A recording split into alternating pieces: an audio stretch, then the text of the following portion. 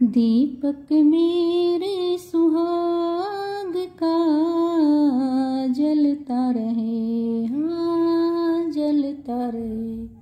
कभी चांद कभी सूरज, चांद सूरज बन के निकलता रहे।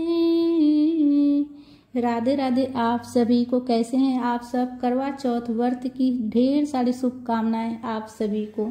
आज मैं आप सबके साथ शेयर करूंगी करवा चौथ की सबसे सरल पूजा विधि फ्रेंड्स।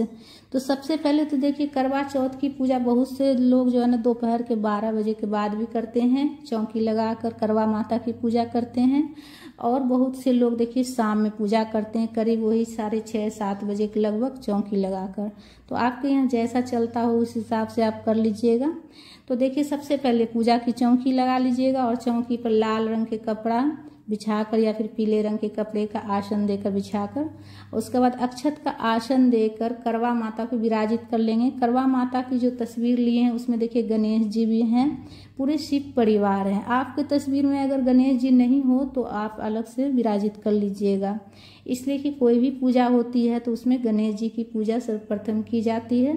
और कथा की पुस्तक हो तो वो भी आप पूजा की चौकी पर रख लीजिएगा पढ़ने के लिए। और एक करवा लिए हैं मिट्टी का, और उसमें हम सबसे पहले गंगा जल डाले हैं और उसमें स्वच्छ जल से देखिए जहाँ पर होल किया हुआ है, टूटी बना हुआ है, बस जल को वहीं तक भरनी है, उससे ज़्यादा नहीं भरनी है। ठीक है, उसमें फिर जल में हम करवा वाले जल में थोड़ा सा अक्षर डाल देंगे और थोड़ा सा रोली चंदन डाल देंगे। तो मिट्टी का करवा एक लेना है। ठीक है, आप देखिए बहुत सी जगह पर 2 भी लेते हैं, लेकिन बहुत सी जगह पर 1 भी करवा लेते हैं। और उसमें एक चांदी का सिक्का डाल दीजिएगा और करवा को ढक कर रखना है। ठीक है, तो देखिए 1 करवा लेते हैं तो करवा कैसे फेरेंगे, तो वीडियो पूरा देखिएगा फ्रेंड्स, तभी आपको पूरा विधि समझ में आएगी। ठीक है, तो 1 करवा में करवा कैसे फेरेंगे वो भी मैं आप सबके साथ शेयर करूंगी। करवा कैसे फेरना है एक ही करवा से। उसके बाद अक्षत का आसन देकर अक्षत का ढेर लगाकर उसके ऊपर करवा रख दीजिएगा। आप चाहे तो गेहूं भी ले सकते हैं अक्षत की जगह पर, या बाजरा भी ले सकते हैं। और उसके बाद देखिए कलश में करवा में आप जो है ना कलावा बांध दीजिएगा। ठीक है, कंठ में करवा के कंठ में कलावा बांध दीजिएगा। उसके बाद एक और देखिए, अगर छोटा सा मिट्टी का आपके पास हो तो ले लीजिएगा, नहीं तो आप जो है ना धातु से बना हुआ भी आप एक और ले सकते हैं।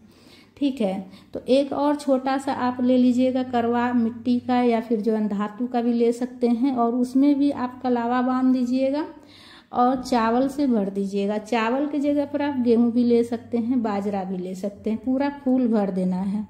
ठीक है, और अगर जैसे कि आप चाहे तो इसके जगह पर 1 गिलास हो पूजा का, जैसे कि बढ़िया किचन में इस्तेमाल किया हुआ नहीं, पूजा के पास हो, तो वो भी आप भर कर रख सकते हैं। ठीक है, और अक्षत का ढेर रखकर उसके ऊपर रख देंगे हम करवा को, छोटा सा जो लिए हैं मिट्टी का वो भी रख देंगे अनाज से भरकर, और कलावा बांध देना है उसमें। और उसके बाद फिर हम अक्षत का ढेर लगाएंगे और उसके ऊपर हम दीपक प्रज्वलित करेंगे। दीपक आप देखिए तिल के तेल से भी दीपक प्रज्वलित कर सकते हैं या फिर घी से। तो आप अपनी क्षमता के अनुसार, आपको अगर घी हो तो घी से दिया प्रज्वलित कर लीजिएगा, या फिर तिल के तेल हो तो तिल के तेल से भी दिया प्रज्वलित कर सकते हैं आप।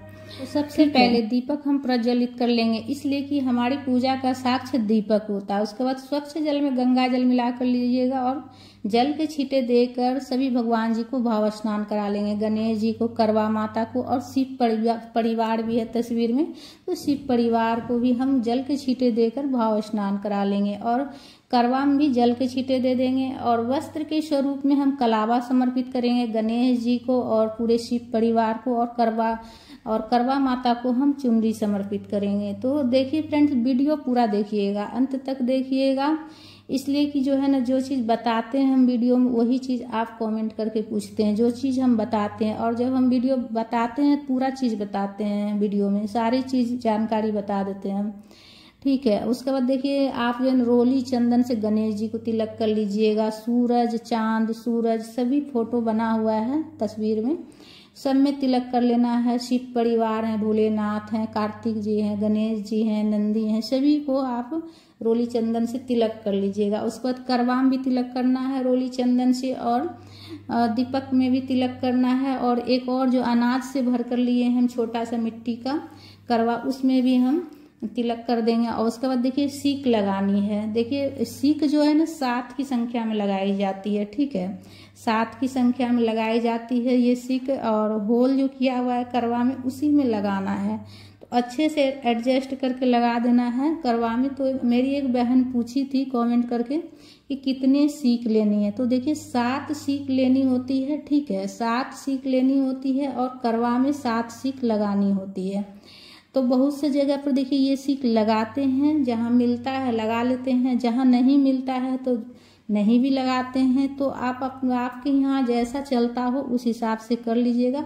बहुत से जगह पर बिना सीख लगा कर भी पूजा करते हैं, ठीक है, तो आपके यहाँ लगाते हो तो आप लगा लीजिएगा, नहीं लगाते हो तो नहीं लगाइएगा।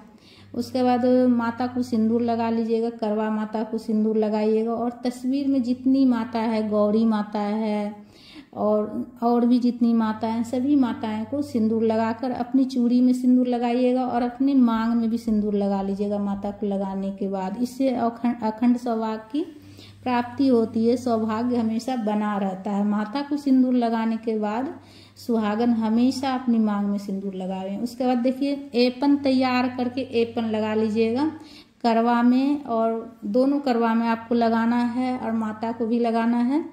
तो देखिए हल्दी घोल कर एपन तैयार कर लीजिएगा, ठीक है। उसके बाद माता को सुहाग की सामग्री चढ़ा लीजिएगा।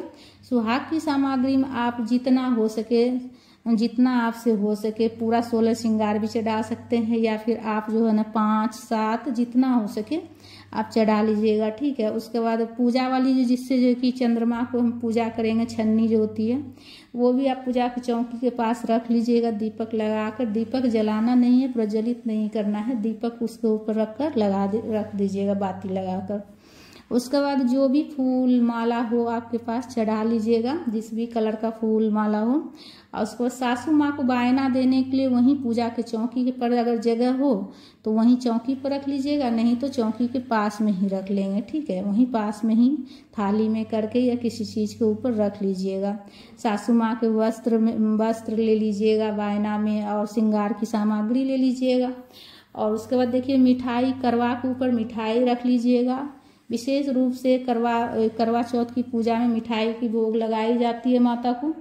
तो आप जो भी चाहे मिठाई ले सकते हैं, दूध से बना हुआ मिठाई, लड्डू, पेड़ा, आप जो चाहे ले सकते हैं। फल में देखिए आप 1 तरह, 2 तरह, 5 तरह, 4 तरह का भी लगा सकते हैं।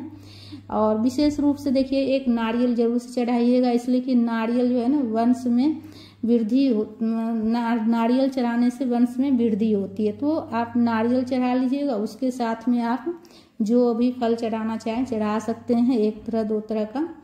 और पूजा में कुछ दक्षिणा भी रख लीजिएगा, इसलिए कि हमारी पूजा में कुछ भी कमी रहती है तो दक्षिणा रखने से उसकी पूर्ति हो जाती है।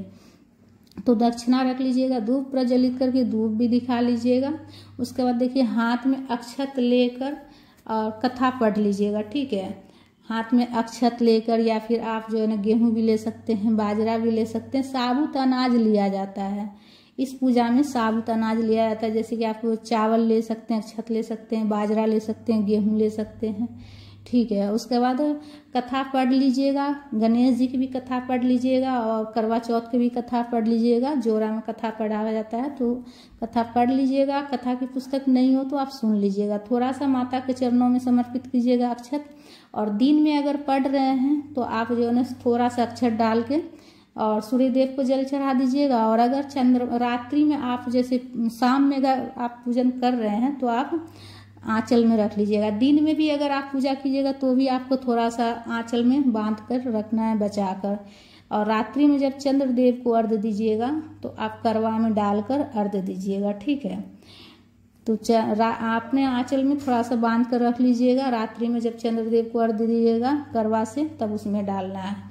और दिन में अगर आप पूजा कर रहे हैं तो 1 लोटा जल रखकर और उसमें भी थोड़ा सा अक्षत डाल दीजिएगा और सूर्य देव को दे दीजिएगा, जल चढ़ा दीजिएगा, ठीक है। उसके बाद देखिए करवा फेर लीजिएगा। तो एक ही करवा है तो देखिए कैसे फेरना है, माता से फेरना है। माता के जो तस्वीर है ना फोटो, उनमें स्पर्श करा करा के ऐसे रखना। और माता से प्रार्थना करनी है पति की लंबी आयु के लिए, और उनके उज्जवल भविष्य के लिए, अपने वैवाहिक जीवन के लिए सुखमय बनाने के लिए प्रार्थना करना है, अपने वैवाहिक जीवन के लिए प्रार्थना करना है। तो 7 बार आपको माता से स्पर्श कराना है और फिर वापस अक्षत के आसन पर रखना है। तो इस तरह से अगर आप एक करवा लीजिएगा तो आपको इस तरह से करवा फेरना है फ्रेंड्स। माता से प्रार्थना कीजिएगा पति की लंबी आयु के लिए, और इस तरह से आप करवा फेर सकते हैं। अगर आप एक करवा लेते हैं तो माता से तस्वीर में ही, फोटो में ही स्पर्श करा के हल्के हाथ से आपको स्पर्श कराना है और कराकर वापस जगह पर रखिएगा आसन पर, और 7 बार इस तरह से आपको करना है। उसके बाद आरती कर लीजिएगा। आरती आप कपूर प्रज्वलित करके भी कर सकते हैं, या फिर आप जो है एक और दीपक प्रज्वलित कर लीजिएगा और दीपक प्रज्वलित करके आरती कर लीजिएगा। उसके बाद आरती करने के बाद सीधे हाथ में जल लेकर आचमनी कर लीजिएगा। तो आचमनी करने के बाद जो है ना, पूजा पर, चौकी पर जो हम पूजा कर रहे हैं तो वो पूजा हमारा पूर्ण हो जाता है। क्षमा याचना कीजिएगा, प्रार्थना कीजिएगा पति के लिए। उसके बाद देखिए चंद्रदेव की पूजन की जाती है। रात्रि में जब चंद्रमा निकलेगी तब चंद्रदेव की पूजन कीजिएगा, पति पूजन कीजिएगा। उसके बाद पति के हाथ से कुछ खाकर आप जो है अपना व्रत खोलिएगा। सासू माँ अगर पास में हो तो तभी उसी टाइम आप बायना दे दीजिएगा चंद्र पूजन के बाद, और अगर दूर रहती हो, पास में नहीं हो, तो फोन पर बात करके आशीर्वाद ले लीजिएगा, और जब मिलिएगा तब उनको आप बायना दे दीजिएगा। तो इस तरह से आप जो है ना पूजन कर सकते हैं सरल विधि से फ्रेंड्स।